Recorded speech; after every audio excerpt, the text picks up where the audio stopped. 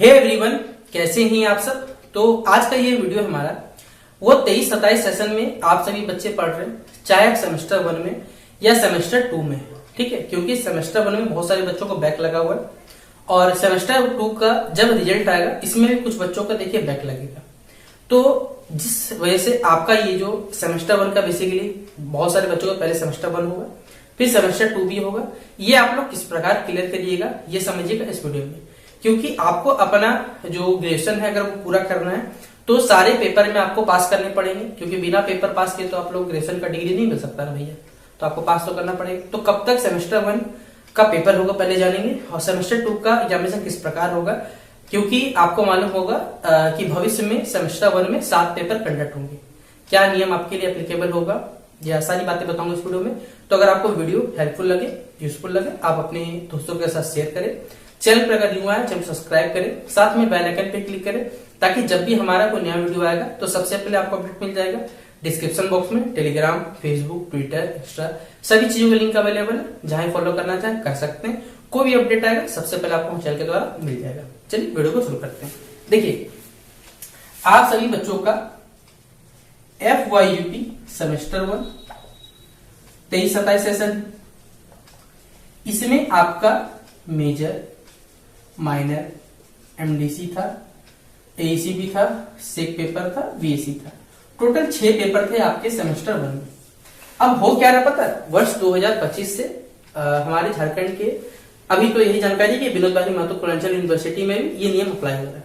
अब ये लोग बोल रहे हैं कि भैया अब ये सेमेस्टर 1 में 6 में 7 पेपर होगा, और 2025 से जो भी बच्चों का एग्जामिनेशन होगा उनका 7 पेपर होगा। अब देखना रहेगा कि भविष्य में आपका 7 पेपर रहता है, 6 पेपर, लेकिन उम्मीद है कि आपका 6 ही पेपर रहेगा, ऐसा यूनिवर्सिटी कुछ नहीं करेगा। तो हम लोग 6 पेपर को मान के काम करने वाले हैं।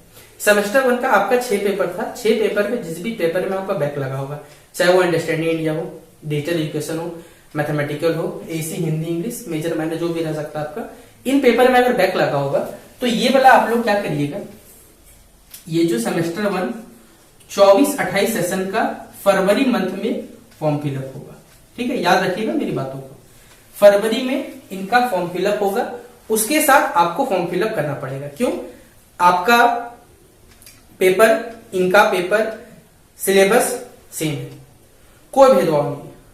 तो आप इनके साथ फॉर्म फिलअप करोगे, यूनिवर्सिटी वाला नोटिफिकेशन देगा, उसमें आप सही बच्चों को बस जैसे रेगुलर होता है उसमें आप एक्स रेगुलर हो जाओगे और फॉर्म फिलअप करोगे। सिलेबस भी वही रहने वाला है, कुछ तो चेंज होगा नहीं।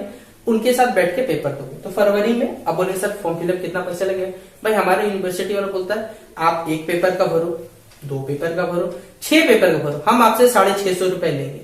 काहे? क्योंकि इन पर भरोसा नहीं है ना आप पे कि अगर आप 1 पेपर दो, ज्यादा पेपर यूज कर लिए तो, इसलिए यूनिवर्सिटी वाला आपसे 650 रुपए लेता है। तो ये हमारा यूनिवर्सिटी अच्छी बात है ना, कि वो यूनिवर्सिटी का पेड़ पौधों को लेके कितना ज्यादा चिंतित है कि बच्चा ज्यादा पेपर यूज नहीं करेगा, ठीक है। इस वजह से बच्चा यूज करेगा, उसको बैकअप के तौर पर ज्यादा पेड़ कटेगा उसके लिए, तो सोच के चलता है हमारा। तो सेमेस्टर 1 का साथ 24-28 साथ आपको पेपर कंडक्ट करना होगा।